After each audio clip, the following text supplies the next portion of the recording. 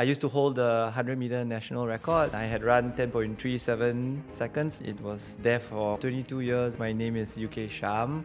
Now I'm at RI. I went into teaching and I was teaching like philosophy at A levels. At Hwa Chong Junior College. My childhood was a bit strange in the sense that my parents were divorced. I remember like moving to like rental rooms and staying with my mom and sis in a room. I was quite messed up emotionally. I had sort of no self-confidence. I thought that I wasn't good enough. I was like a bum because I was sort of aimless, right? Hanging out at malls. I was a big fan of the 100 meters. The whole Carl Lewis, Ben Johnson and Linford Christie. Mo Green. Favorite 100-meter sprinter of all time? Frankie Fredericks. I only sort of joined the sport at 16. That late? I plucked up the courage to go for a track training. We had a time trial. Uncoordinated when I ran, I tripped over myself. Really? And I didn't even finish the damn race. The coach said, hey, you know, I think you have talent. I trained because I didn't want to go back home. It gave me some sort of like purpose. Within a year of joining track, like a year-ish, just slightly more than a year, then I had dropped my times to 10.7.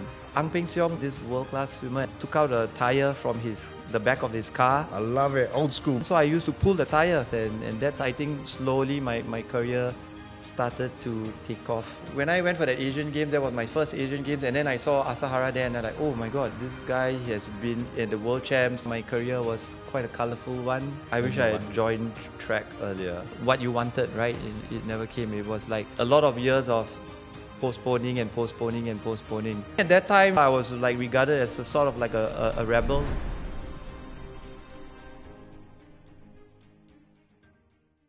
Shyam, how are you? Hey, I'm fine. Thanks for having me.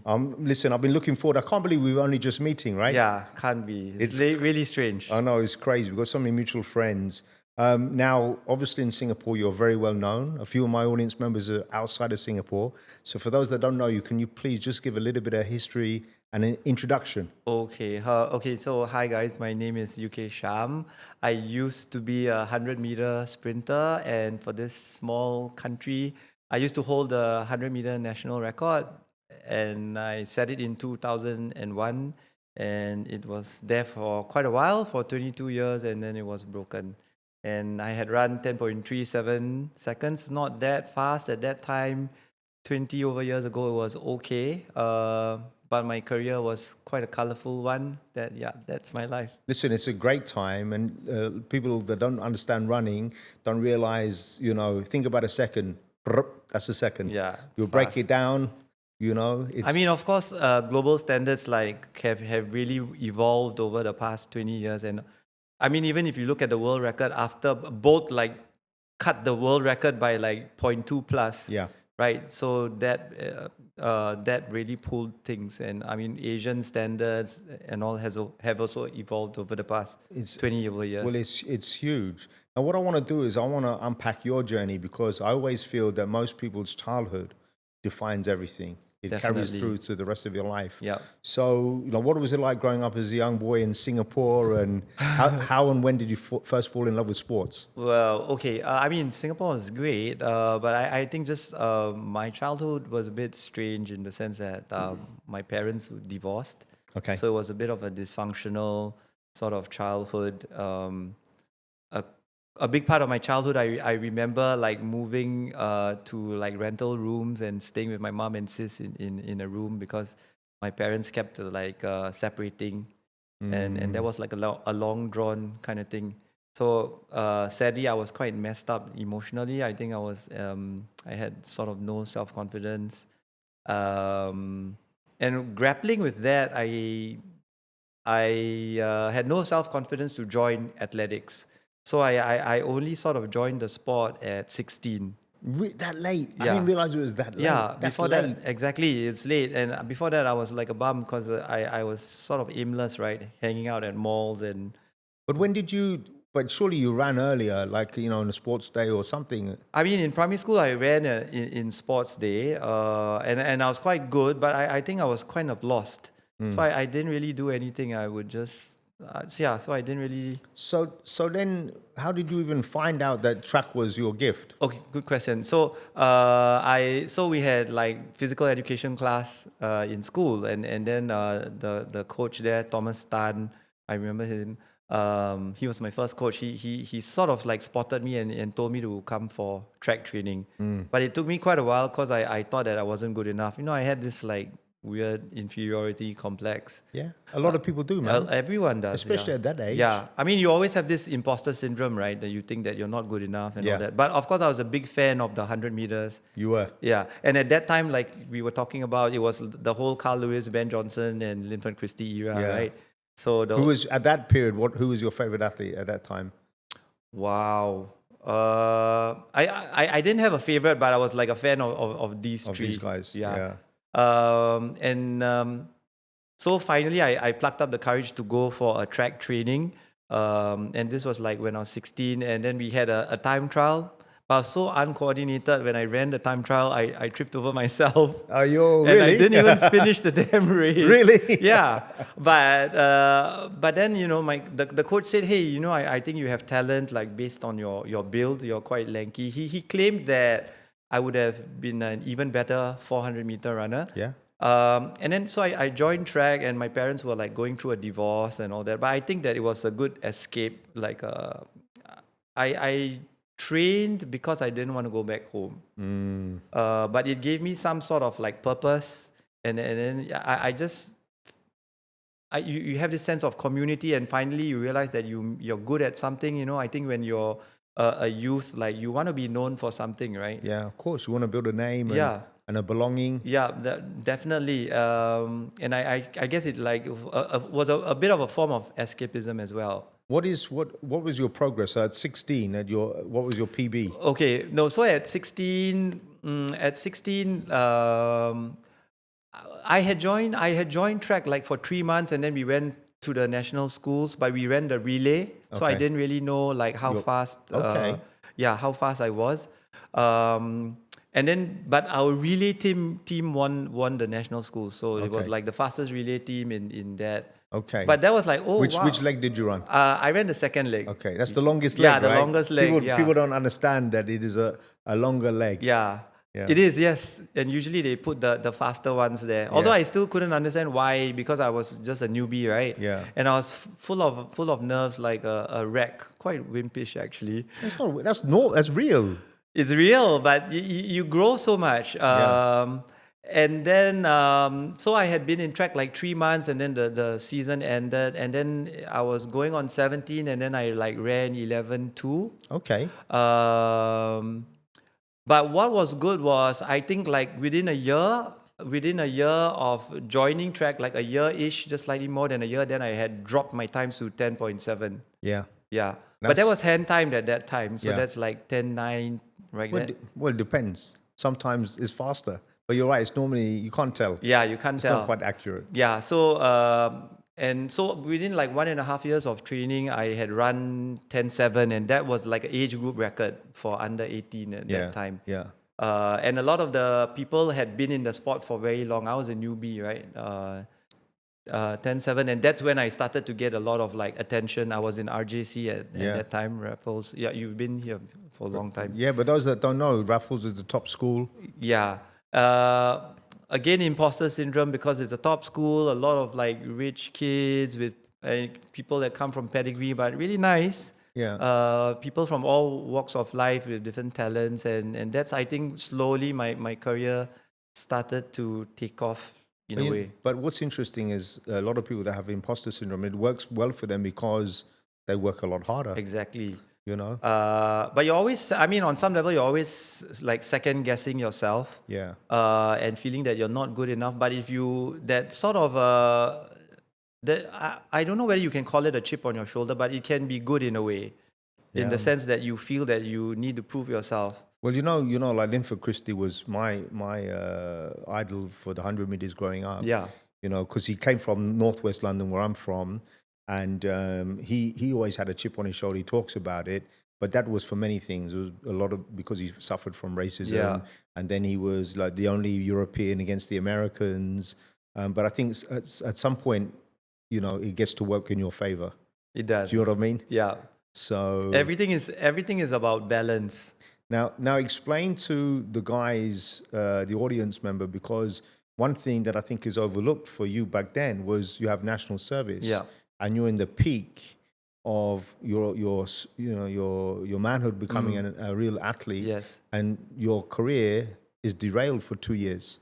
2.5. 2.5 back then. Yeah. For like people who did their A levels, then it would be 2.5. Okay. Yeah. That's crazy. That's even worse. I didn't realize it was 2.5 years. I mean, this was like 20 over years ago. Yeah. So that was something that wasn't that particularly like conducive for high performance sports, because like you said, it's a window when you're like 19 to 21, 22. That's when, like, if you want to be Asian class or world class, you got to train full time. You need that exposure to be going for like, training trips around the world and all that. Yeah. And I think with sports, people don't understand. Explain the science about the neurological pathways and how you have to get constant reps in, because a lot of people don't understand that. Yeah. It's not like, I can revisit this in 2.5 years. You can't. There are physiological like windows during which you need to load the body with certain types of training. Yeah. Right, and that stimulus and all that. So I mean, high performance sports is really, it's a complex interplay of like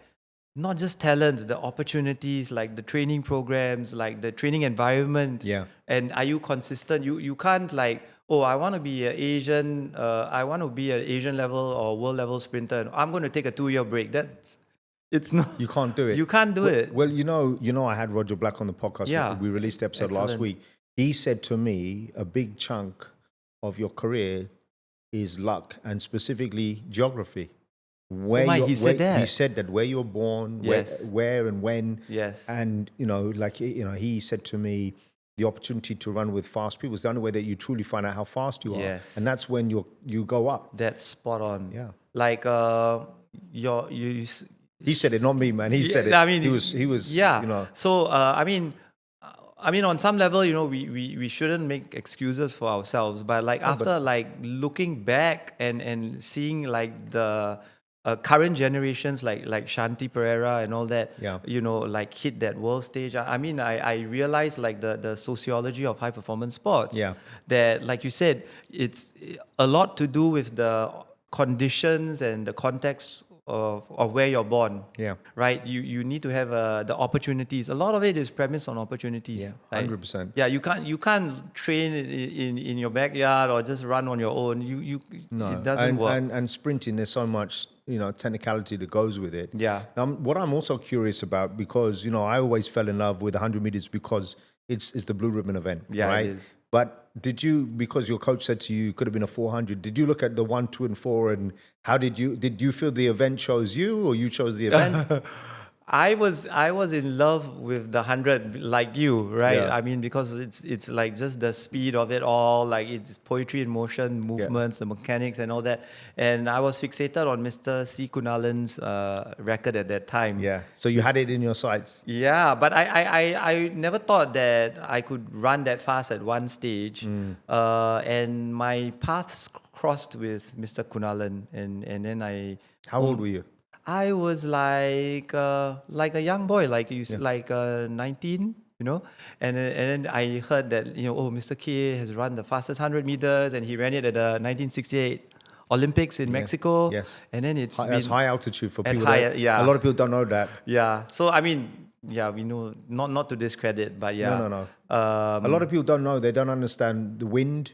The current record that replaced you, I think, was run at 2 meters behind. Yes. So it's on the verge of yes, being it was illegal. like perfect conditions. Yeah, and I think Pietro Mennea ran 19.72 for the 200, and it was a world record. High altitude. At high altitude. Yes. Yeah, a lot of people don't know that. Yeah. So you're so spot on. So he had run that 10.38, but he was there for 33 years, 30 over years. Staggering. Yeah, staggering. And then he's a wonderful man, and I would always talk to him and ask Mr. K, how you do it? How was your training like? And then he would tell me, Mr. K is not very tall. Yeah. Like we were talking Shorty, about. like me, yeah. No, but he's a chili padi, like by local standards, right? Yeah. I mean, so if you look at his hip, it's starts very high. Explain it, because you explained to my daughter, you met earlier. So I think you don't look at just the height of the person. Like for certain events like the 100 or athletic events, you look at the limb length. Yeah. So the person can be short, absolute height, but if the if the hip is high,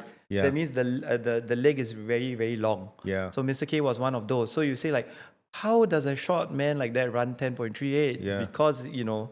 But I'm reminded though, when you look at Mo Green, Andre Kaysen, Atterbold. Oh my God, yeah. You know, but they were cannonballs. They were. But then did something shift? Because at some point you broke through to, you know, a really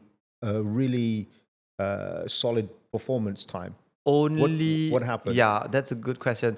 Okay, so when I was in NS, it was I couldn't really come out to train, and you know that at that time, like the Malaysians and the Thais were training full time, and that time they had their sports schools, so they were full time athletes, and we didn't. Full time athletes mean that they were training twice a day. They have a very proper program, right? Coaches that periodize and all that.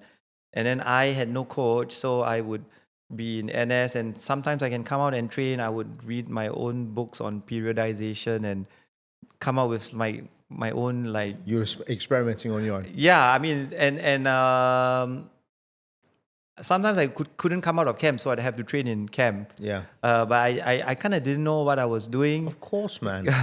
And at that time also, because in NS it was difficult to come out, sometimes I would get a medical letter to be able to go for physio. Yeah. And that would be my chance to like do a bit of training and then go back to camp. So the 2.5 year period was quite, very difficult.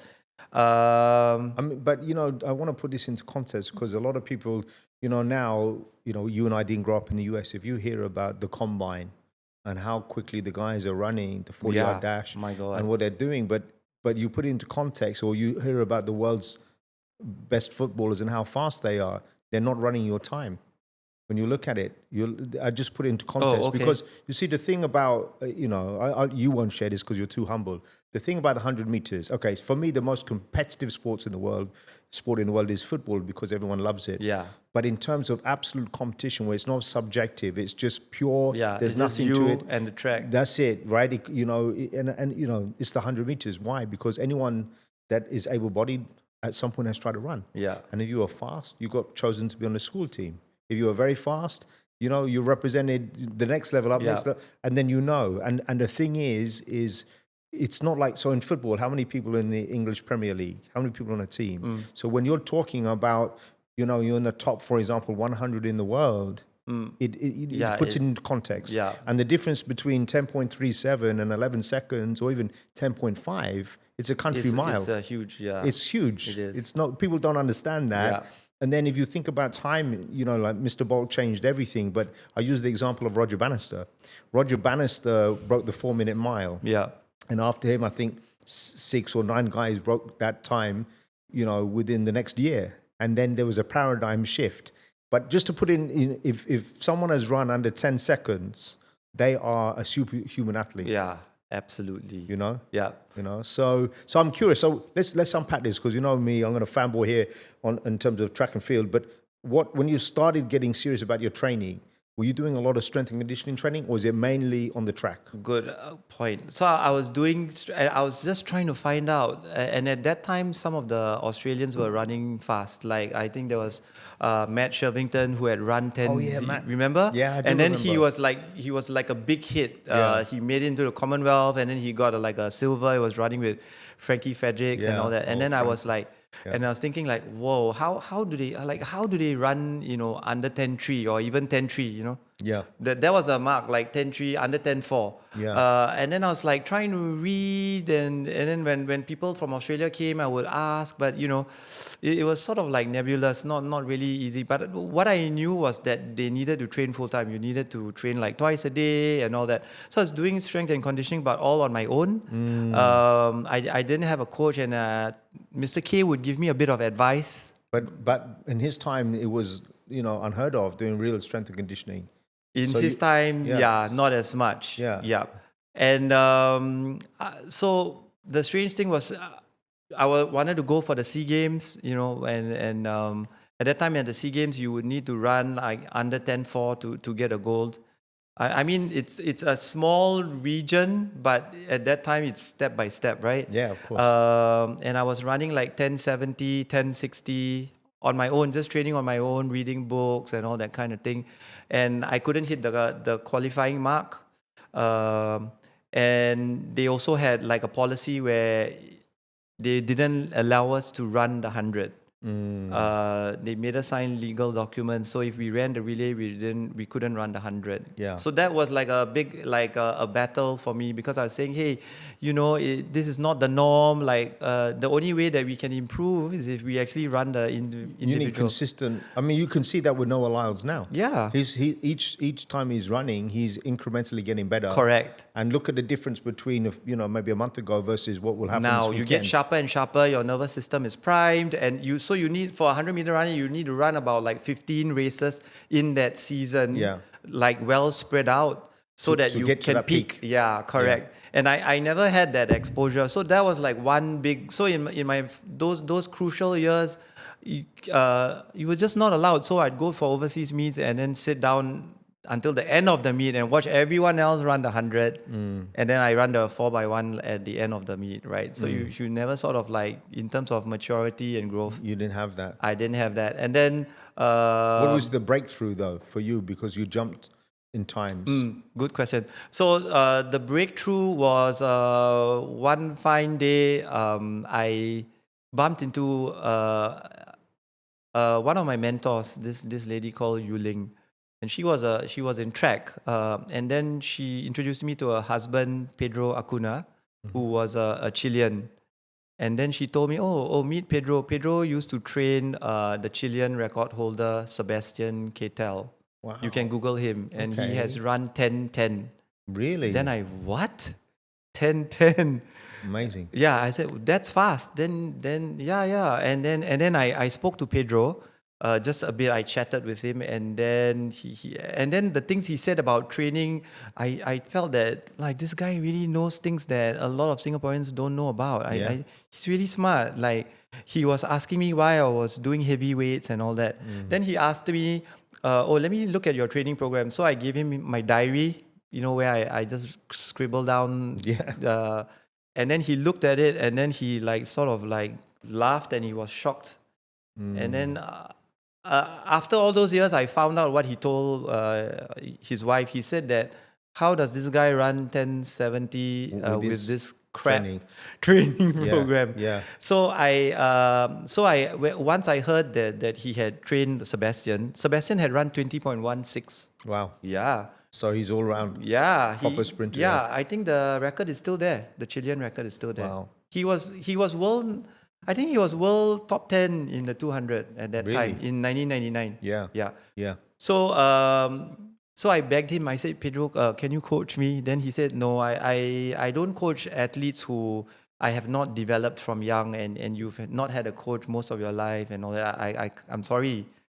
Then I begged and begged. Then I asked him. He lived here? He lived here. Oh. Yeah. And then I said, okay, could you give me some advice? So I showed him my weights program, and then he saw that I was lifting a lot of heavy weights, doing a lot of maximal strength. I was like half squatting like 180 kg, 190 and all that. Then he says, okay, why don't you do this? Since I said I was going to race in 3 weeks' time, he made a few adjustments to the program. Lowered the weights, I'd imagine. He lowered the weights a lot. And at that time, it was counterintuitive for me, because I thought that you need to be really strong. Yeah. Right? Like, he cut it by so much, then he put in some drills and all this. And then he said, okay, follow this.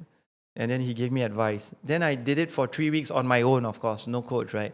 And then I didn't know all this, by the way. I'm kind of blown away hearing this, because if you listen to the best athletes in the world, from Usain to Linford, they always talk about how important their coach was. Glenn Mills, coach is so important. Ron Rodden, it was everything. Yeah. And these, by the way, those two athletes were with their coaches their entire life. Yeah, exactly. Right. So this guy had said so many profound technical things, and then he and you would think that, to become world class you must be immensely strong. And then I was thinking, I'm Asian and that kind of thing, so I need to squatting like really heavy. I was Yeah. lunging like 100 over kg and all that. And Yeah. then, so after 3 weeks, I had followed his program and his adjustments. And then suddenly at a meet, he was there. He happened to be there. I ran like 10.54 suddenly from like... So you broke through in that 3 weeks. Yeah, after 3 weeks. Boom. Yeah, boom.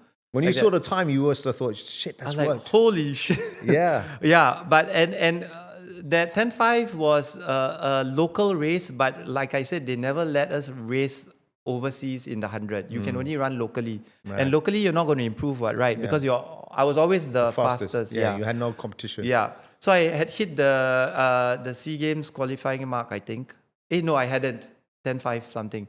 And then I went to him and said, oh my God, your training program worked. Like, Bam. could you please like help me? And then he said he felt sorry for me because he remembers that during the warm-up, he was observing me and I was like lost.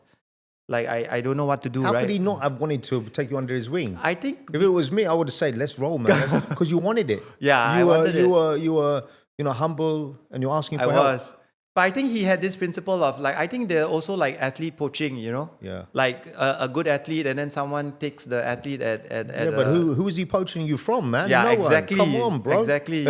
So he said like, oh, okay, I think you're very lost. I don't mind helping you. And then I was so like immensely grateful. And that was my first insight into high performance training.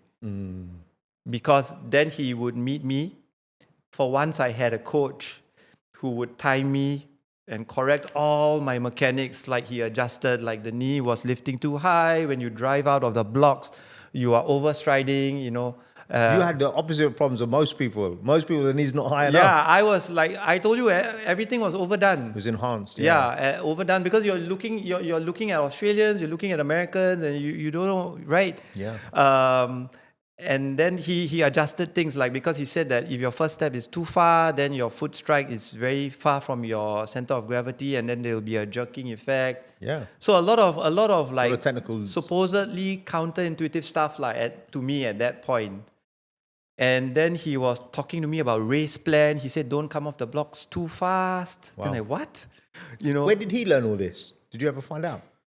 In Chile, and because he had trained Sebastian, they were racing all over the world. They had traveled the world and all that kind of thing. Wowza. He was a South American Games champion, Pan American Game champion, and all that. Yeah. So the quality of the knowledge was on a different level from what Singaporeans knew.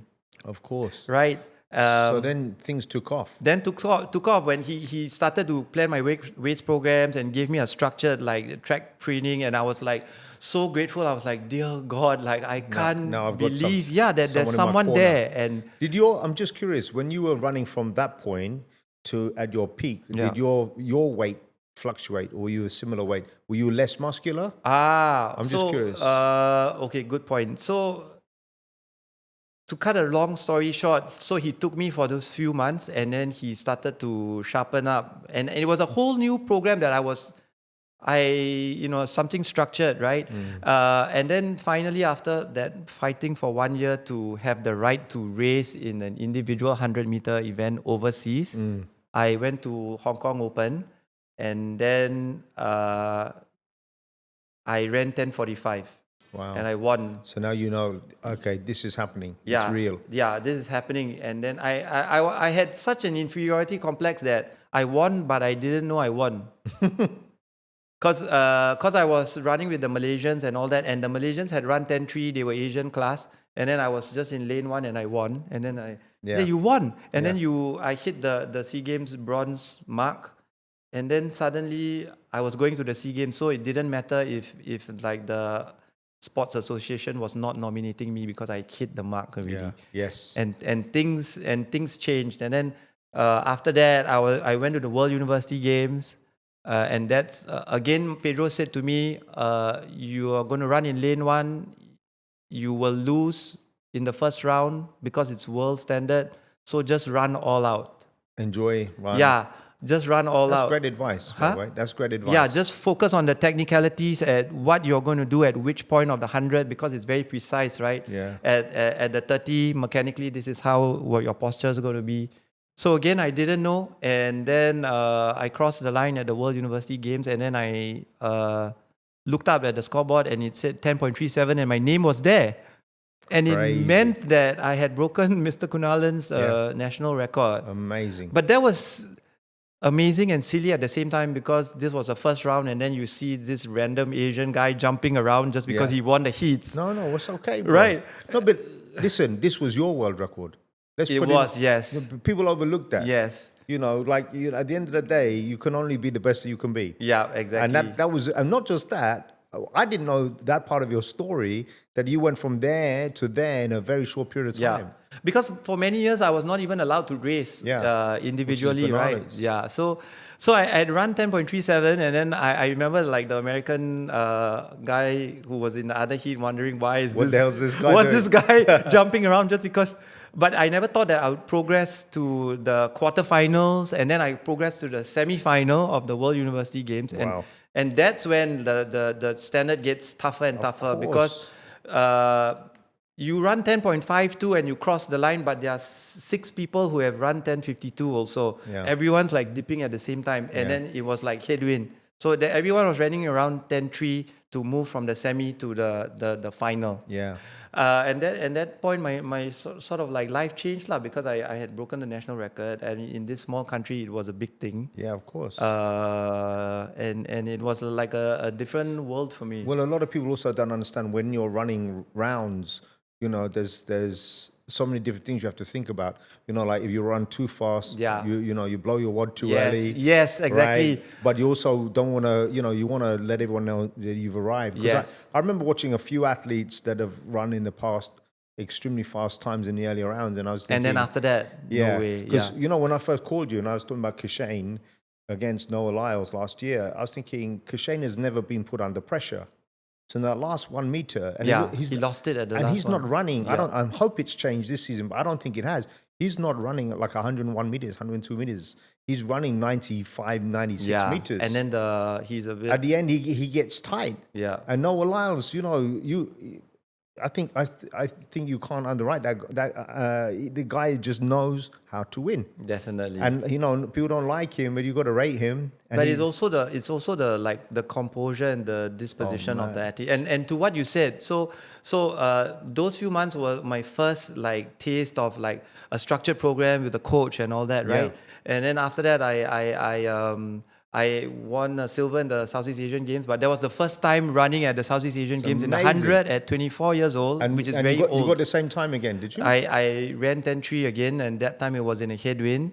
But then also that shows consistency. It was consistency, and then I was given the chance to finally train like full time.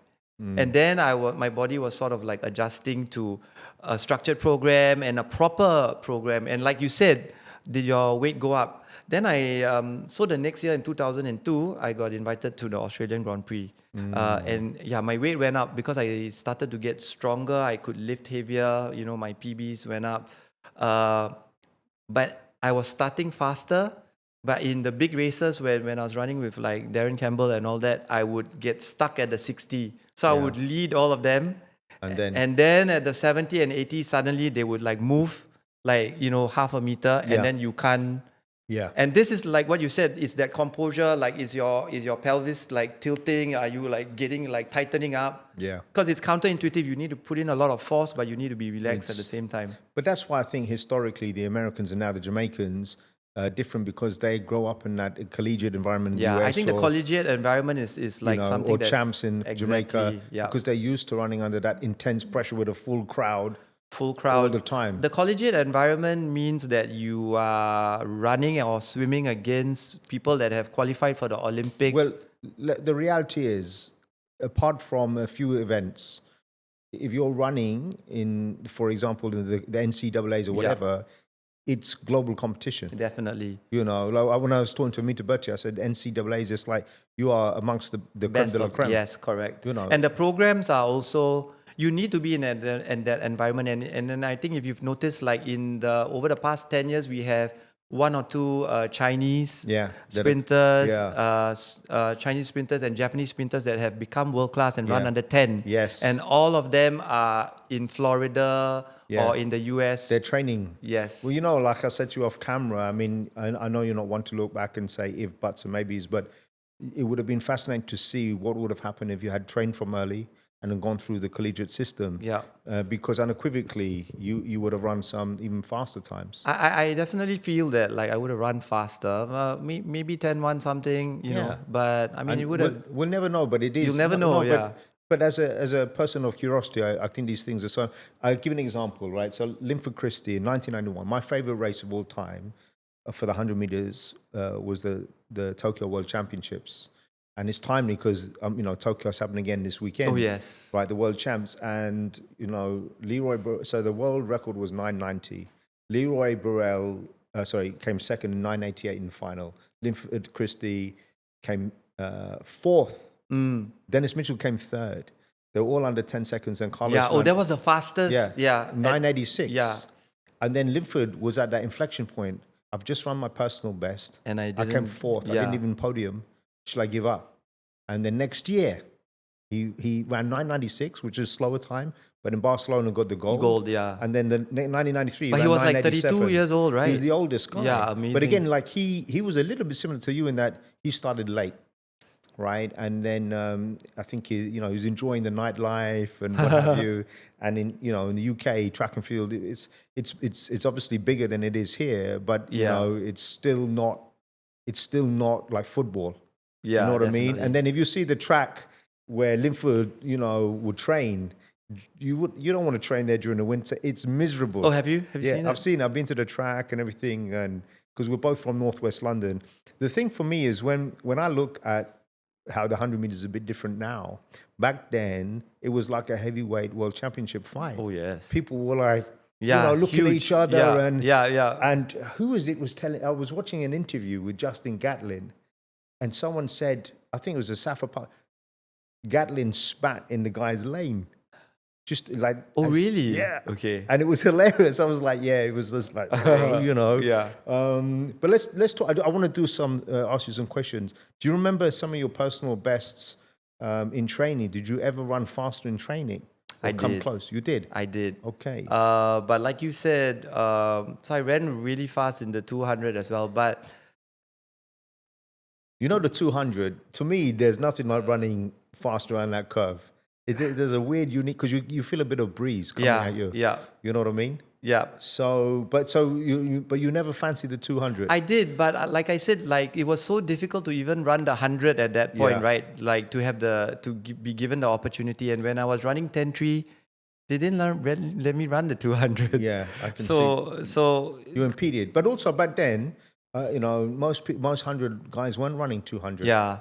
But my coach Pedro also said that you could definitely have run under 21 2080 or something like that. Of course, no doubt. But he also said that because you started late, you don't have the foundation. Yeah. Like he said, mechanically I was really not polished for sure because you started late and all that and if you want to run like 20 something, you need to have had certain types of training at certain developmental windows, which I didn't have. No, and listen, that time out in national service didn't help. So what were your personal best in your lifts? Like, I'm just curious. Oh, okay. Do you remember them roughly? Yeah, I think like the half squat, so I was like 71 kg, 70 kg. Good, I'm glad you're putting that into context. Yeah.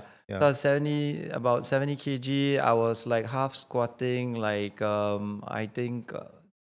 200 kg. Wow. Right, half. That's the bar's bending at that weight, bro. But the coach would have to spot you. You would have to wear a belt and all that kind of thing. Doesn't matter, man. That's serious weight. It's a 1 rep max, and then I benched, I think like 100. Yeah. That's not that. Yeah, but strong. you're not so focused on that side of things. Yeah, I mean, we don't. And what about? Did you do many deadlifts? I didn't really do a lot of deadlift, and I did a split jerk. I think it was like over 100. I can't quite remember. It's like when I see some of the old videos of obviously I'm a massive Linford Christie fan, but you see what he was doing. Oh my, he was really strong. Well, he's like 188. And he's a big man. Yeah, he's a big man. Yeah, he was. And then when you look at runners now, the best 100-meter runners of all time in terms of technique. Yeah. Who are the top three that spring to mind? Wow, I mean mechanics. Yeah, mechanics. I think if you look at mechanics like Trayvon Bromell, actually, Oh, you like looks Trayvon? like, Yeah. he has really great He's a beautiful mechanics. runner. Yeah, actually, was it Asafa Powell? Are you gonna go oh with? yes, Yeah. my God, Who are you going to say? Sorry, I thought that's who you were going to say. Marcell Jacobs, right? Oh yeah, Marcell Jacobs. Yeah, I think if you look at his mechanics, like the fluidity is excellent. He- But Asafa Powell for sure, I think. Yeah.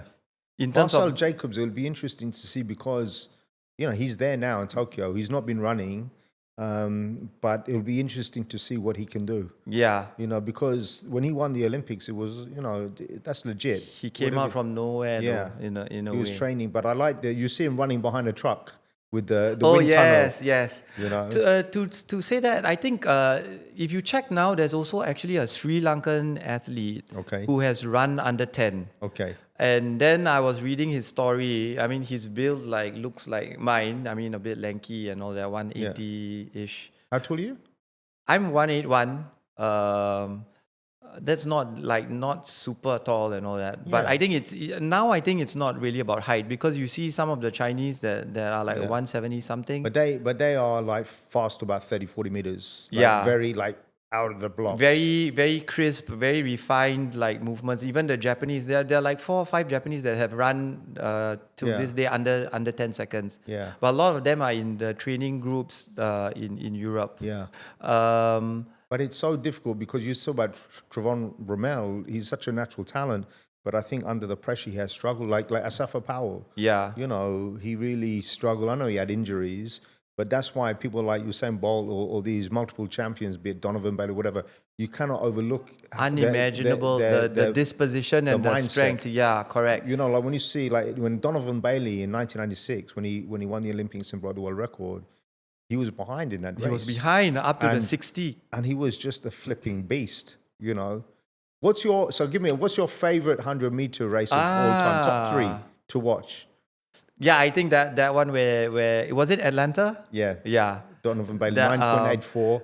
9.84, and then when I had just knocking on the Asian and world stage, and then there was a sprinter called Nobuharu Asahara. Yes. And he had run he was running 10.3, 10.2, 10.0. Yeah.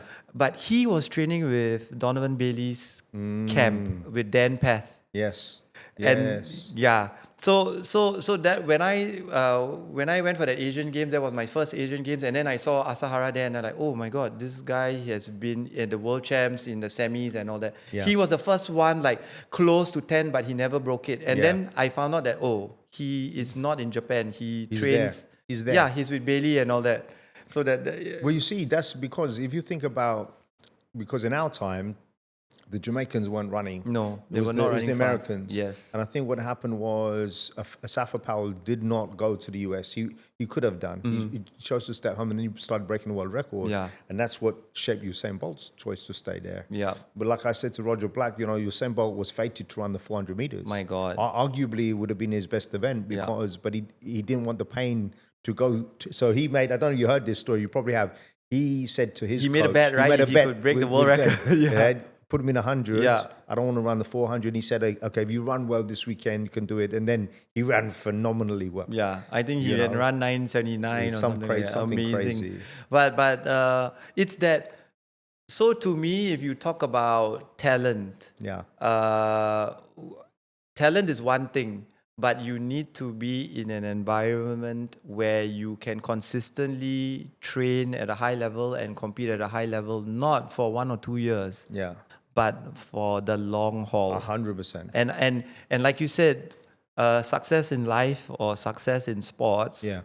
is not linear. So Yeah. you have to be prepared that you're going to stagnate, you're going to run badly, that you're going to reassess your program and You have to. So that we were talking about Justin Gatlin, and I'm a big fan of his. There are a lot of naysayers, but the things he did. Well, look with- at the length, the period of time. Yeah, exactly. Longevity at that highest that's level. serious. Yeah. And so he was doing a podcast with Usain Bolt, which Mm-hmm. it was a fascinating podcast. Have you seen it? I think I've seen bits of it. I watched the whole thing. What's really interesting is you see, because Usain comes across as such a relaxed guy, which he is. Yeah. But let's make no mistake, this man's a killer. Oh yeah. Right? He was saying that one of the guys went past him and like this. It was Ryan Bailey did this. Oh as yeah, in, yeah, you know, yeah. and it was like, are you serious? You just did that to me. I remember that relay, right? Yeah, you've just awoken the beast, yeah. And it was like when Yohan Blake had done something and beaten him in the Jamaican Jamaicans. trials, yeah. And it was like, yeah, mate, that's never going to happen Yeah, again. again. And you hear him talk about it now, Yeah. and I love that because, you know, you didn't really see that because what he did so differently was he brought a smile to the race. Yeah. Before, you Yeah. know, he was messing around. Yeah, yeah. Right, but some of the things that he was doing, I didn't understand. Like he was saying, like this is your engine, and I didn't understand what all of that. He was just messing around. But you know, I really do think the 100 meters is the most competitive event, and I you know, unless someone's done it, they don't really understand just how tough it is, man. It definitely is. But I think also like a lot of these people are just immensely talented as well. Of course they are. Yeah. Of course they are. But it's like, you know, I think there are certain things that you can do. So if you lift weights progressively over a period of 10 years without getting injured, you'll get stronger. Yeah. But the reality is about running is if you don't have that God-given talent to begin with, forget about it, and then everything else has to come on top of it. because like you said, the strength is one thing, but then on the track it's about speed, strength, like being able to express a lot of force in a short amount of time. Yeah.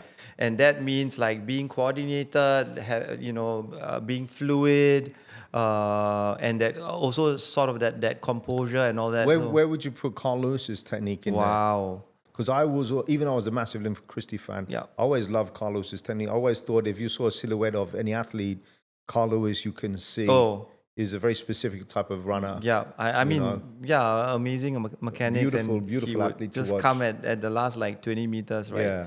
But explain to the audience that don't understand that actually you don't keep getting faster. It's the person that decelerates the slowest.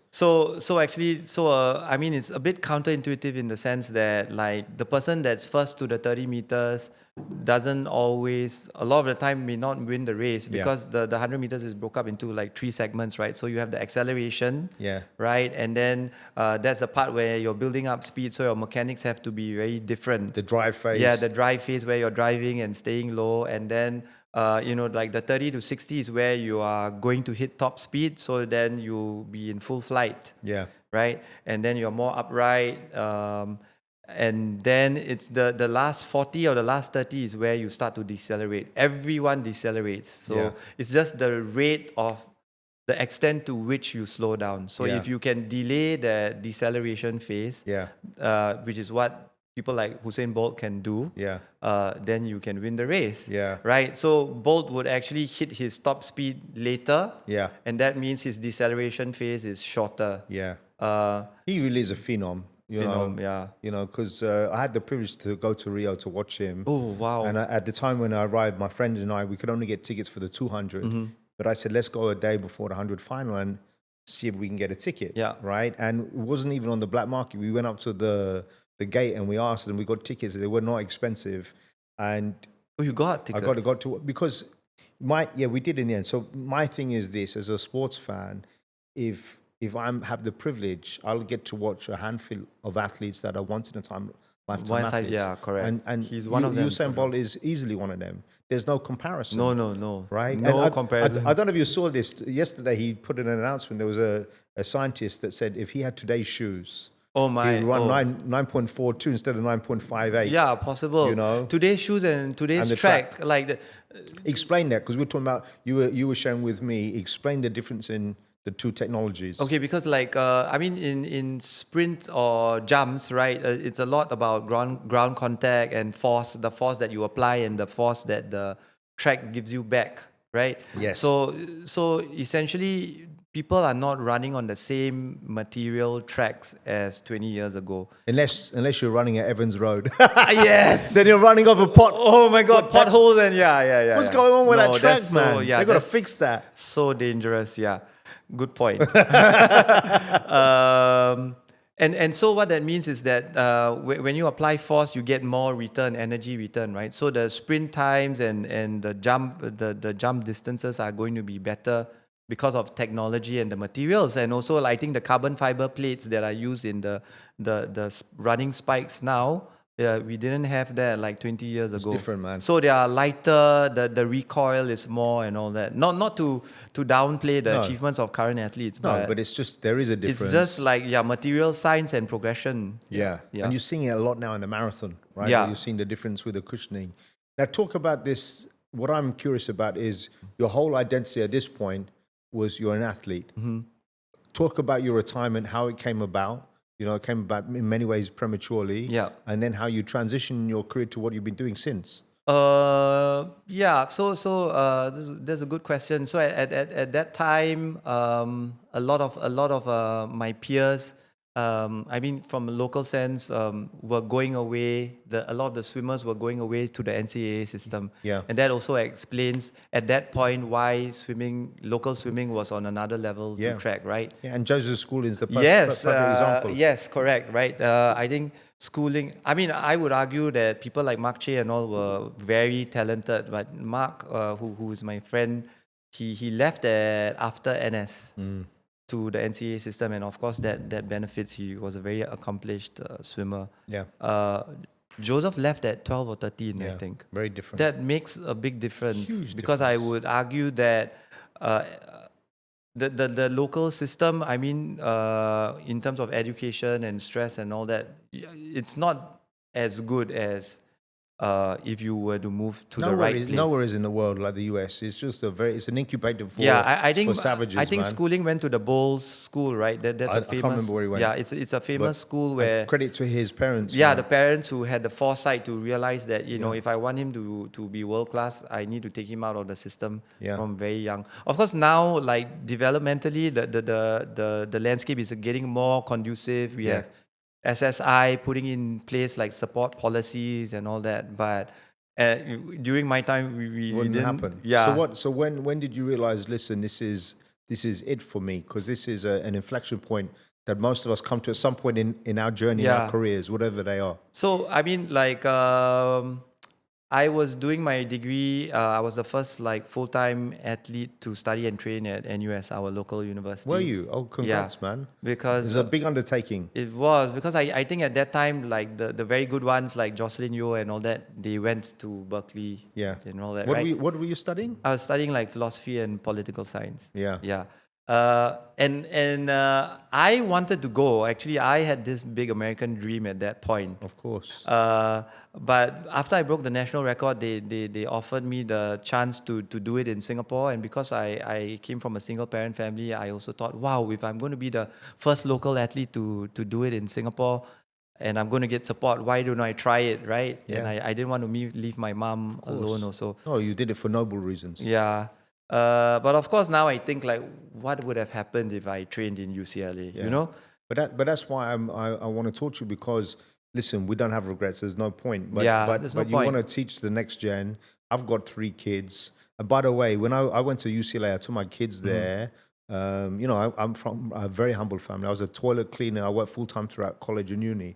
So me being able to even take my kids on holiday to even see a university, I don't know if they realize how blessed they are. Yeah. Because I'm trying to give them an idea, but this will crack you up. I went to go and look at the Hall of Fame in terms of all the athletes I had for different events. Oh my God. And I was thinking, shit, bro, I don't know if I would have made the girls' team. Don't say that. No, you look at, they were all Crazy. Olympians. Yeah. They were all Olympians. Yeah. They The pedigree, because like, John Smith, like the famous Maurice Green's coach, Carmelita Jetta is like, he's got so much knowledge. Another level. Yeah, and all the guys that came through there, and there was this whole shrine to Jackie Robinson. Yeah, I don't know whether you read one of my articles where I wrote about my friend Timothy Yeo. Yeah, and then he had gone to UCLA in 1999, and he was training with Maurice Green. Yeah, it's crazy. And Otto Bolden. Yeah. And then that was the big dream, and then I was talking to him like, oh my God. And then he said, yeah, the training is different and all. You know, just to, before we go, I don't want to get off track, but so last year, Asafa Powell's got his own show, right? So there was him, Maurice Green, Gatlin, I think maybe it was Gatlin show, I can't remember whose show it was, and Linford Christie. The Mount Rushmore of sprinting. Man, they were all there. But you know what was really interesting?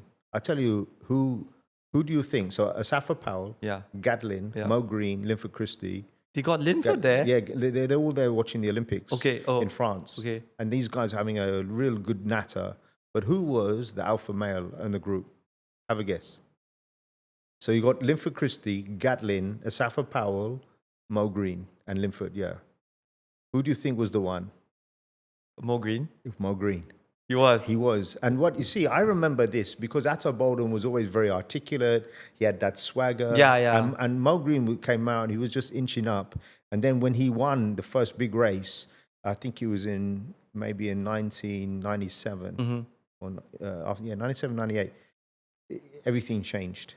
And then he brought a certain razzle dazzle. So do you remember when he won, he took off his spikes and then he spraying it he sprayed it with the fire hydrant, right? I just thought, I love that stuff, man. But what was so interesting, they were just talking about what it was like in the old days.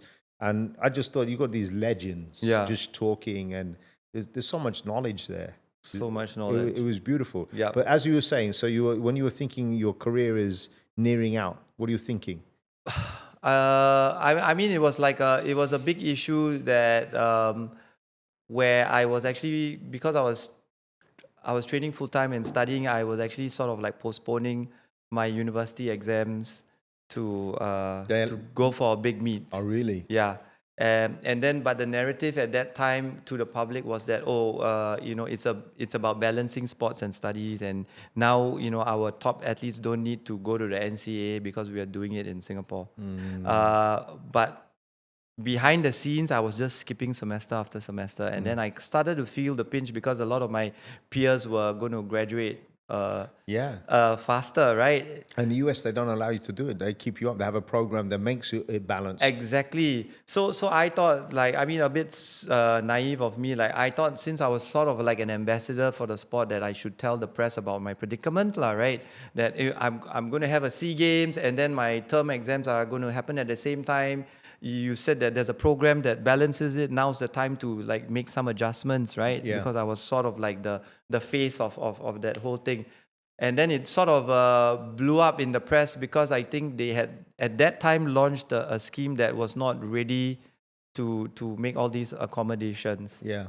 So then it just you had, my memory was, because I'd moved here in 01. Yeah. What year was this in? This was in 2003. And I remember there was Backlash. Yes, there was Backlash. And I remember because at the time, the press, everything's very different back then. There's no Netflix, social media. There's no social media. Yeah. But you were the preeminent athlete in the whole of Singapore. Yeah, I mean, that time. No, I remember you were on the front news page quite often. Yeah. And I felt for you because you were going through some stuff. I was going through, and then so suddenly they, I think when they realized that the system didn't work, it was easier to say that I was the problem than we were not, than the fact that they were not ready to make all these adjustments. But that must have been very hard for you. I broke.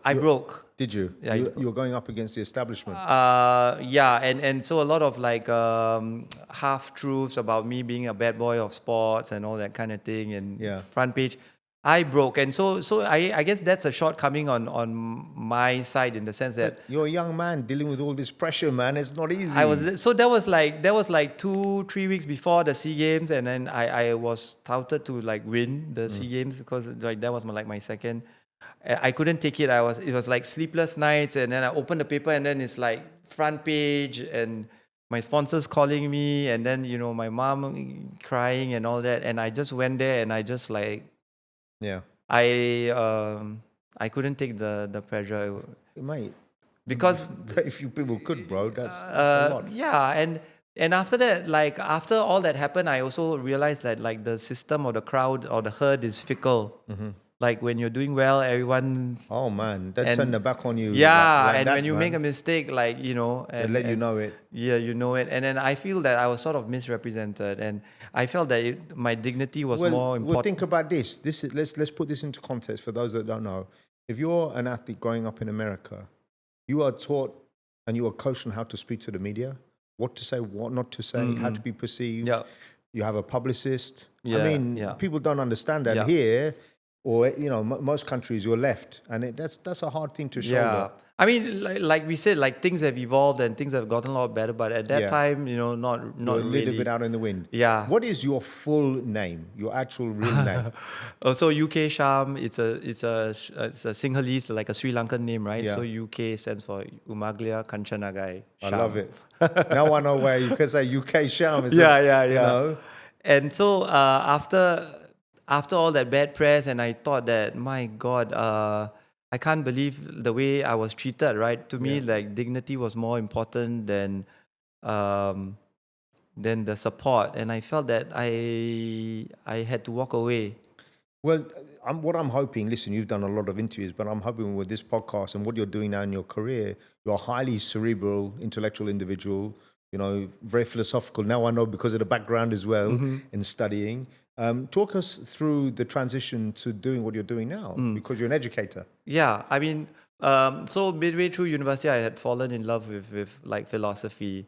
And then at that time, because like you said, a bit of fame, and then you realize that a lot of your identity is tied to the fact that, you're an athlete. Yeah. But on that level, it was also empty because it was dependent on whether you were running well or not. Yes. And then I realized, look, I don't have money. I don't come from a wealthy family. The only thing that cannot be taken away is like my results. Yeah. So I left the system. I left the sport.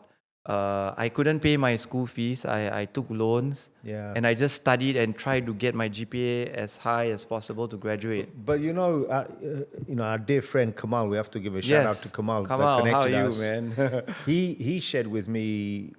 He said even though you guys were like the best of friends for such a long time, even he didn't know your full story until he read your book. Yeah. Right. Because when even as an adult, but when you're a young man going through trials and tribulations, quite often you keep them to yourself.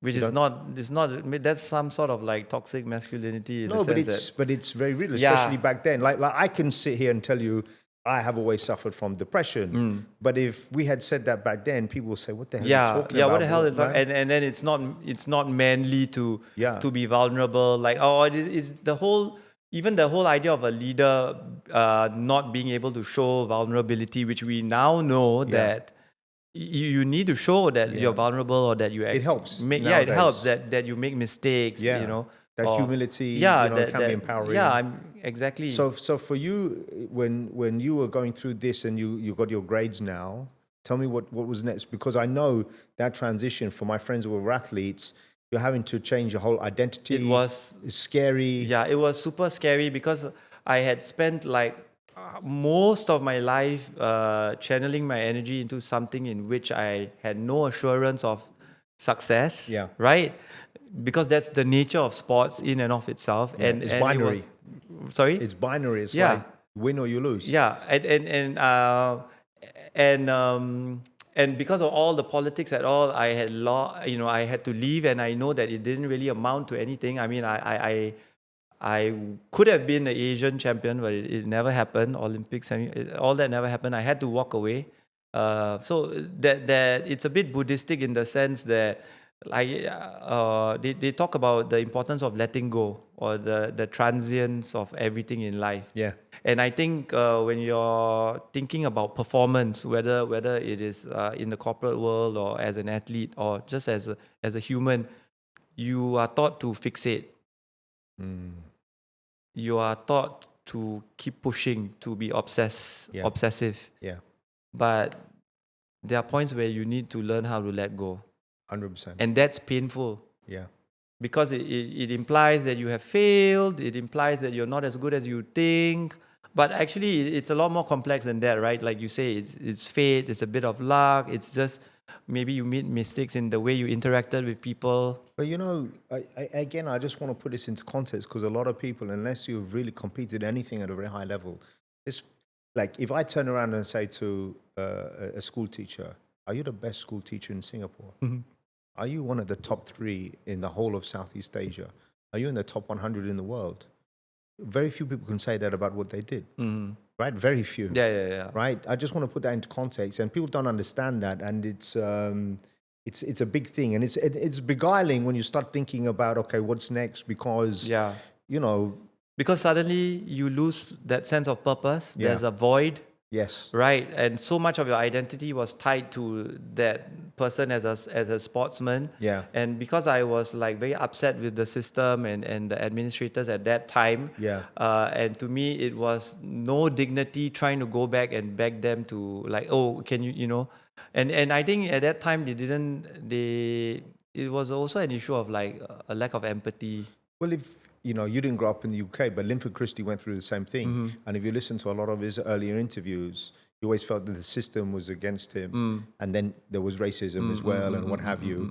So then how did you decide that you were going to take the second leg of your journey and become an educator? I think I was like, I needed to, I wanted to study more, but I needed to like support my mom and sis at that time. So I did a postgrad in education, and you immediately get paid. And I Oh, you do? Did you? Yeah. Is it? If you do a postgrad in education, but then you're bonded to the Ministry of Education. Which is great though. Yeah, Hopefully it means you get a job. Yeah, it means you get. Was the bond 5 years? Yeah, it was. Yeah. Yeah, because Tara, when she did her PhD, she had a bond for 5 years. Yeah.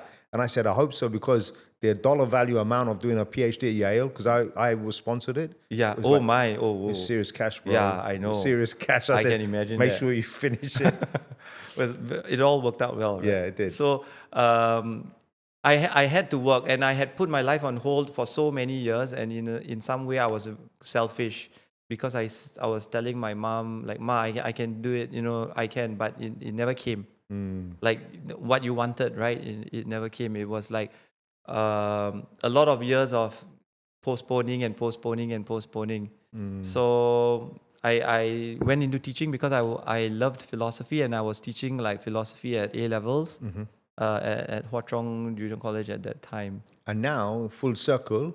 Now I'm at RI. Yeah. Right. Is that weird for you? Sorry? Is it weird for you going to back? see my teachers. Yeah. Yeah, it's quite. It's like when the first time you went to the staff room, you're like, this is what it looks like. Yeah, and then I was quite a delinquent at that time, right? And then, oh my God, this guy is here. Yeah. Right. I mean, hey guys, I'm back. Surprise. Yeah. I mean, but I think this idea of transitions is coming back again, because like we were talking, I think the whole world is going through this sort of like a new paradigm in like generative AI and disruption of the nature of work, right? Yeah.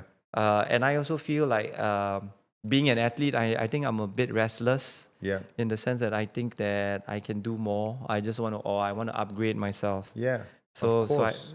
So I'm trying to sort of like make a career shift and move out of education. So I'm like finishing up my master's in strategic communications. Wonderful. You're doing this with NUS? Yeah. So I'll be done man. Thanks. Do you self-sponsor it? Yeah. No. I ask these questions. I say, why is this? I believe in excellence. I believe in pursuing your own personal being the excellence. best version of yourself. 100%. Yes. And I speak to a lot of people. So as a recruiter, I always ask, if you don't mind me asking, how did you fund this? Yeah. Because if someone has paid for it, and they had minimal means, it means they're all in. Yeah.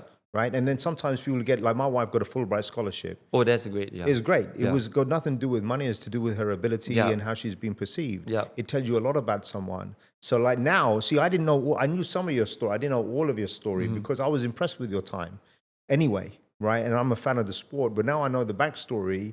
It's even more impressive. Right. And tell me about this book, because I haven't read it yet. Okay. Right. So like after years of walking away from the sport, like a lot of people had asked me to write about my life story. And I mean the whole journey of like even breaking the national record was quite a colorful one, right?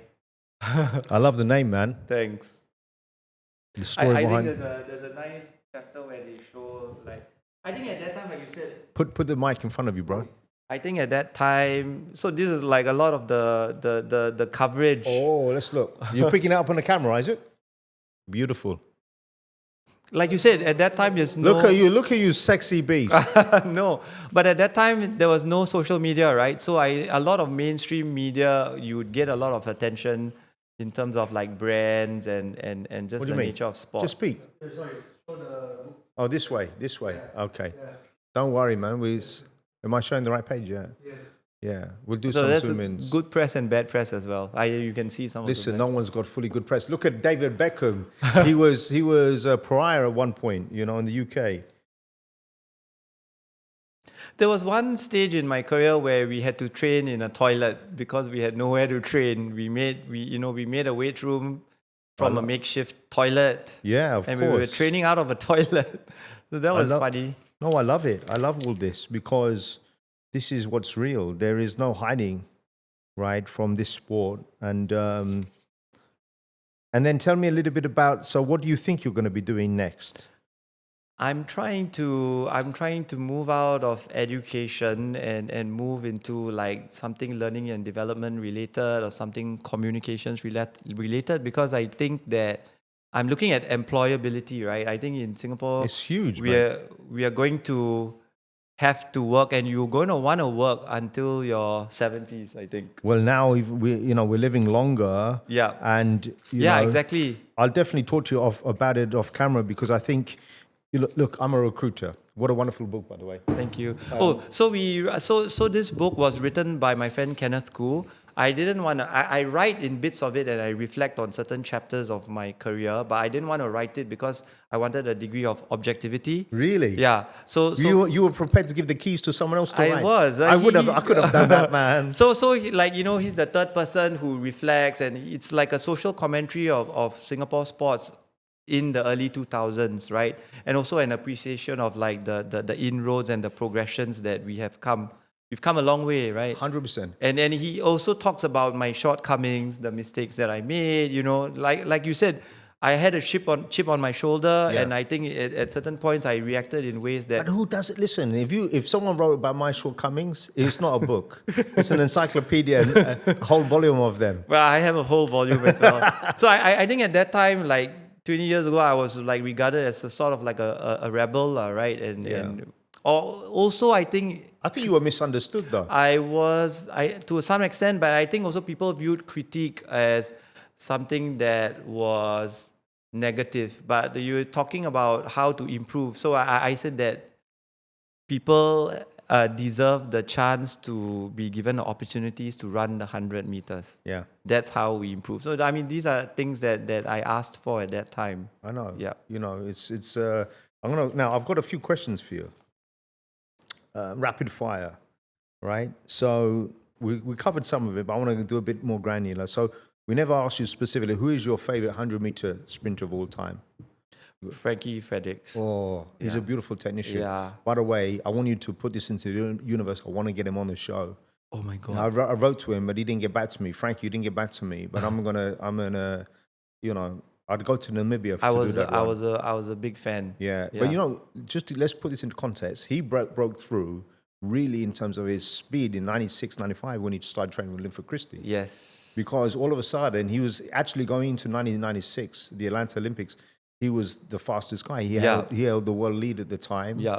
And prolific sprinter. Why I love him is just he's an absolute technician. Yeah, and he was really humble, very mild-mannered, very quiet. Yeah, and you're surrounded by these huge egos. Yeah, exactly. But he's universally loved by everyone. Yeah, and then he would bow, and then he would shake everyone's hand, and then like you said, those other guys like it's just pure testosterone. Yeah. Is he your favorite 200-meter runner as well? Mine's Michael Johnson. Oh, man. okay, Michael Johnson. When he ran 19.32. Oh my God. That's the best race But I've ever that race seen. was amazing. It's a race. Frankie had run like 9.6 and he was like 3 meters behind, right? Yeah. Yeah. I think he ran 9.68, which was an amazing time. And Nato Bolden at the end did this because... I never thought that we'd see that world record being broken. And ever. Bolt broke it. To be honest, I don't think Bolt's records will be broken in the next Not in our 20 lifetime. years. Yeah. Especially the 100. Like you said, to put things into perspective, when Bolt broke the world record the first time, at which Olympics was that? What do you mean? The world record? When he won the Olympics the first time in that was in Beijing. Yeah, he ran 9.69. Yeah, but he started beating his chest like at the last 30 meters, right? I don't know. It felt like it was at 50 meters. Like, what the hell are you doing, man? So if you ignore that race, there was never an Olympic final that had been run in that manner. No, and we'll never see it again. You'll never see it again. Like, because the Linfords and the Maurice Greens and all were running 9.8 and 9.7, like running through the line. And this guy had stopped the last 20 meters and started looking around. I couldn't, I still remember screaming at the TV, saying, "What the hell?" Yeah, what the hell is that? That's like superhuman. I don't know whether people can grasp the magnitude of. It's crazy. No one's going to go close to it. No, he's really superb. Favorite 400-meter runner? Also Michael, or? Wow, that's tricky, actually. I can't say. Yeah, maybe That's okay. Michael. Yeah, maybe Michael Johnson. Who's the current crop of sprinters that you admire the most? Oh, the current crop. Yeah. Who would a few to come through? Because like Noah Lyles, it's either love him or hate him. He's considered a Marmite option. I'm not really. You're not a fan. I'm not a fan. Is it of his personality? Yeah. Yeah. I think. But I think he doesn't. He's learned from Floyd Mayweather. People tune in to watch him lose. Oh, okay. Yeah. But I respect him.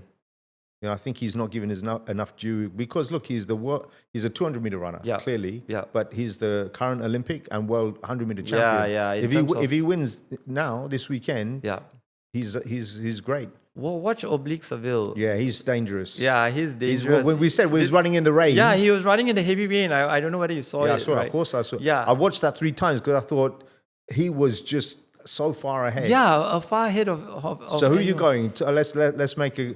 Who are you going top 1, 2, 3 this weekend? Okay, I think maybe Seville. You think Seville's going to pip Thompson? Yeah, Seville, Thompson, or Seville, then Lyles, and then Thompson. You got Seville? Yeah, I think Thompson needs that composure, but of course, it's weird of us to talk about composure. No. In the Olympic final, how difficult that is, right? I think Kishane, in theory, is going in as the favorite because he's. But you know what? I'm going to go for Lyles again. Oh, no. Okay. Yeah, I don't know. I just think this guy knows how to win. I just think he knows how to win. But we'll see. Let's see. We'll see. And I think Kishane's going to come second. I think Seville will come third. Oh. But I'd be very happy if I'm wrong. Okay. I'd like to see Kishane win in a really strong time. He's just built different. Yeah. He's a physical really specimen. big, He's very muscular. I'm not sure how tall is he, 180. I know, he's a big lad. Yeah, he's big. His cadence is a bit off. He rocks a little bit when he's Yeah, running. I think after the 70 or 80, he's rocking and rolling, right? But I think they would have tried to... I mean, at that level, they are very precise in the biomechanical analysis. But it's under pressure. Have you seen the sprint, the show, right? Yeah, on so Netflix. You can see how they have like models that will extrapolate based on the person's running form, right? Yeah. What adjustments need to be made in order to run, by 0.2. Yeah. These are things that we never would have They're imagined. amazing, but doing it is not so easy, right? Not at all, yeah. Which was your favorite training drill in sprinting? Oh, I loved to do sled acceleration. Oh, really? You like sled pulls? On the grass, I presume? On the grass, sometimes it'll be on the track. So you have a sled behind you, right? Yeah. And then it could be heavy or it could be light. There's a picture of you doing it there, I think. Yeah. So when I was out of the system, Ang Peng Siong, who was like this world-class swimmer at that time, he was my mentor. And then we were out of the system. He took out a tire from the back of his car. I love it, old school, bro. Yeah, old school, because we had no equipment, right? No support. Yeah. And then we made it from like a chain. And then so I used to pull the tire. Yeah, I absolutely love this was that. This was the year that I was running 10-3, so I was training with this kind of makeshift equipment. No, but listen, you got to do what you got to do. You got to do what was your favorite warm-up? What was my favorite warm-up? I was quite lazy, right? I had no endurance. So favorite warm-up is just like one round of jogging. Just one round. Just one round. Semi-walking even. Yeah, semi-walk. And then a lot of leg drills and a lot of striding. I like to get to the sprinters like things that are power-based, right? Yeah, of course. But what do you think gave you the best speed endurance or just speed in general? If I said to you the 60, the 150 or 300 meters, which one do you feel that was, if you could only choose one sprint to practice? Wow, I think for benefits, it's the 150. Yeah, I'd go with that. Yeah, because like if you work on an over distance, that's a better way to last in the 100. Yeah. What I found also worked was when at one point, I realized that just before my race, if I did a very heavy squat, like 2 hours before the race, to trigger your nervous system, you felt really light. Yeah, it's interesting because actually talking about Noah Lyles, he does that huge jump. Yeah, and people have, but there's some science behind it in theory. Yeah, but I always like looking at the small things because I remember when Tyson Gay used to run, he'd have a sip of water. Yeah. all these little rituals, Yeah. and everything is precise. But you know, if that was me, I'd kick over his bottle and I'd wink at him. to mess with this. I would say to him, I said, make sure your girlfriend's taking notes, bro. I would just wind him up, you know, like, you know, that's the street in me.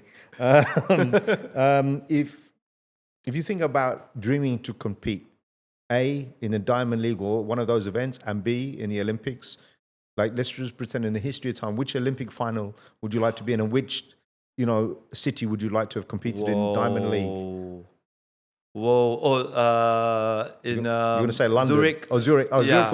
Zurich for the Diamond League. Yeah, Zurich for the Unequivocally. Diamond League. Yeah. And then which Olympics? I think Atlanta. Yeah. Right. You like that? Yeah. Yeah. I don't know whether it's a bit of nostalgia, but Well, that's our time, right? But Yeah. Linford, unfortunately, he missed he got because of the false start, right? But he knew he had to get a fly. He wasn't in, you know, I had the to best shape. he I knew. like to watch the semi-final of that, and then Yeah. you could see that he was pushing, but he was like pushing really hard, Yeah. like running 10-0 something, but he got in, right? Yeah. Yeah. I mean, listen, getting back into a final, you know, at that age is not easy. Yeah. Very difficult. What's the one piece of sprinting advice that you would give to a young athlete today, you know, maybe 16 years of age? Okay, one thing is I don't think it's only like applicable to sprinting, but like even a lot of sports like swimming and all that is Yeah.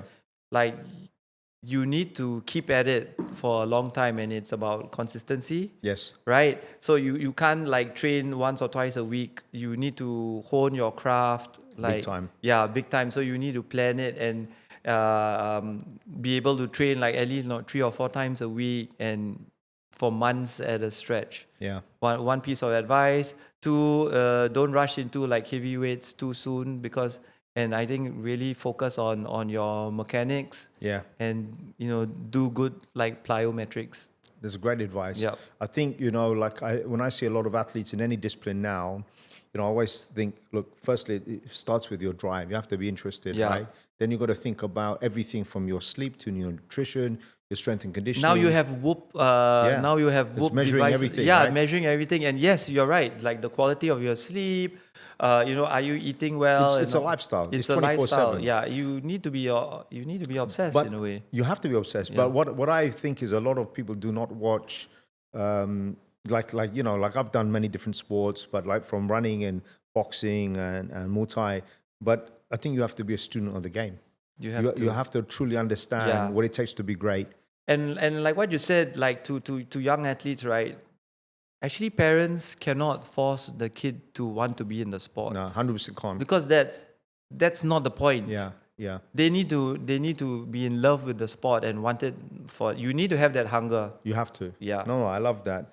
In terms of being a student, what's the one word your students would use to describe you? Wow. Oh my God. Now they have lots of strange lingo, right? Get rid of the lingo. I won't understand it. But come on, I'm just curious because maybe quirky. really, I don't know. You think you're quirky? I don't know. I think I'm not like very like stone cold serious during a lesson because I want to make them feel like relaxed. I think, well, for me, I don't know you that well, but since we've interacted, I think you're a very kind person. Oh, thanks. Yeah, Good. and I don't say that often. You know, I've got a no dickhead policy, right, in life and in general. Is there a sign? 100%, man. I just bang. No, it's like I've always been like that. You know, I stay away from poisonous people. It's difficult in life. You'll come across people. Yes, for sure. But I believe kindness is so important, and it's free. You can extend it. It's a lot of problems in the world would have been avoided with kindness and empathy. Yeah, big time, right? Yeah. So that's a big one. What's one book or movie that had the biggest impact on you, you know, growing up? Wow. Is there any? One book or movie? I mean a book. I think Beyond Good and Evil by Nietzsche, right? Because he got me like all interested in the human condition and a bit of like a lot of existential thought, right? And a lot of existential thought has its origins in Buddhism. Yes. So a lot of things like resonate with like the human condition and things that we talk about in like leadership discussions and all this, right? about purpose, meaning, the whole idea of the Uberman. Yes. Right, the Uberman story. And there's one quote, I forget who said it. What we observe is not nature itself, but nature exposed to our method of questioning. yeah. And I love that one because it really, it's true, right? It's how we see things through our lens. Our lens and perspective and like Yeah. the nature of reality. And Yeah. Because I speak to some people, like you call someone and I said, what do you want? Or why are you calling? And I said, well, I'm calling to see how you are. And I realized that they only call people because they need something or want something. Right? And I've tried to come to terms with that. But, whenever I meet people, I try to understand what's their backstory. Right? And, maybe they're having a bad day or something. oh yeah, why are they behaving the way they are? Yeah. And to that whole idea of existentialism, this that you talk about human essence, the essence of who you are at the very core, right? But Yeah. existentialists talk about existence preceding essence. That means like who you are is constantly in state of becoming. Yes. You're not static. Your identity is not static, and No.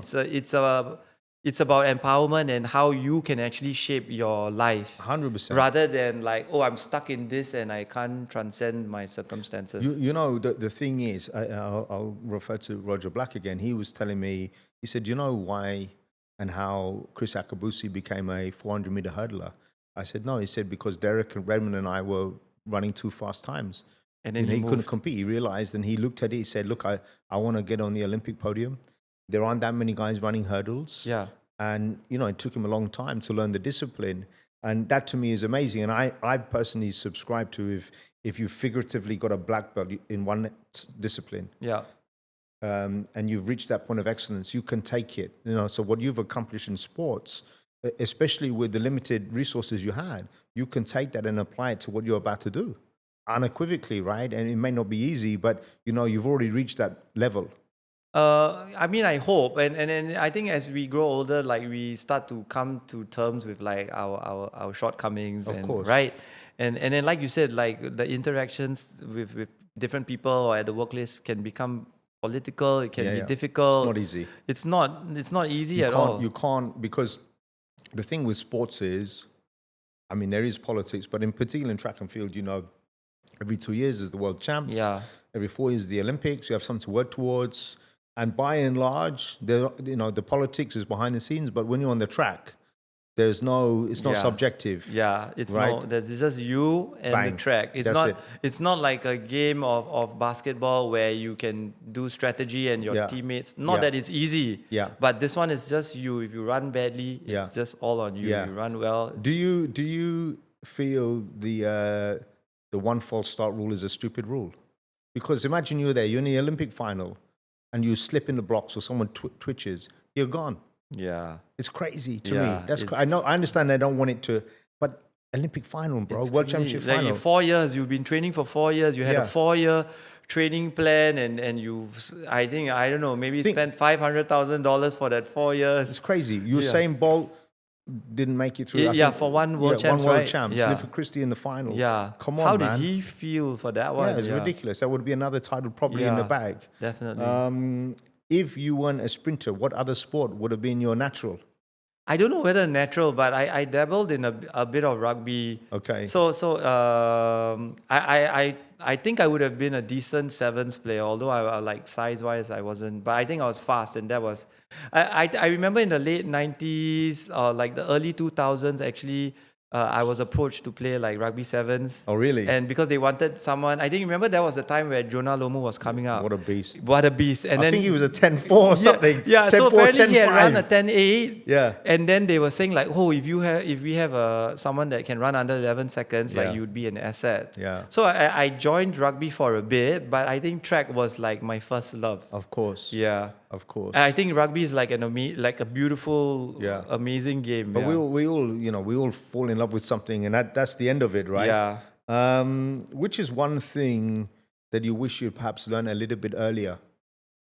I wish I had joined track earlier. Yeah.